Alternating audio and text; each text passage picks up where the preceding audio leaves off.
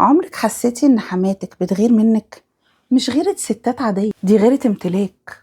تلاقيها بتنتقد طبخك قدام جوزك او تعلق على لبسك بكلمة تسم البدن وهي مبتسمة، واول ما تلاقيك انتي وهو في لحظة صلح وصفا مع بعض فجأة تتعب يعني، او تعمل مشكلة من تحت الارض عشان تسحب هي كل الضوء والاهتمام كله يروح ناحيتها. في علم النفس الحمى النرجسية مش بتشوف مرات الابن على انها فرد جديد في العيلة، هي بتشوفها منافس سرق منها مصدر اهتمامها الوحيد. هي ما بتغلطش ابدا، هي دايما المضحية اللي عملت وسوت وكبرت وربت، وانتي دايما المقصرة. بتستخدم الابتزاز العاطفي وسلاح الدموع عشان تحسس ابنها بالذنب وتاخده دايما في صفها. طب وتعملي ايه؟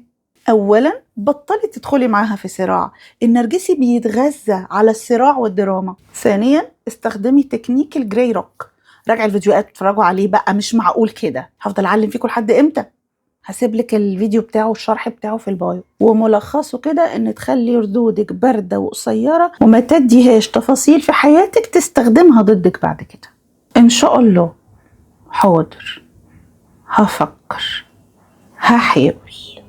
والأهم علاقتك بجوزك خط أحمر، هي هدفها تكسر الرابط ده، فما تديهاش الفرصة بإنك تقعدي تشتكي دايما منها لجوزك. البيوت أسرار والوجع من الأهل صعب. لو حماتك نرجسية انتي مش لوحدك، بس الحل بيبدأ من عندك بإنك تحمي سلامك النفسي.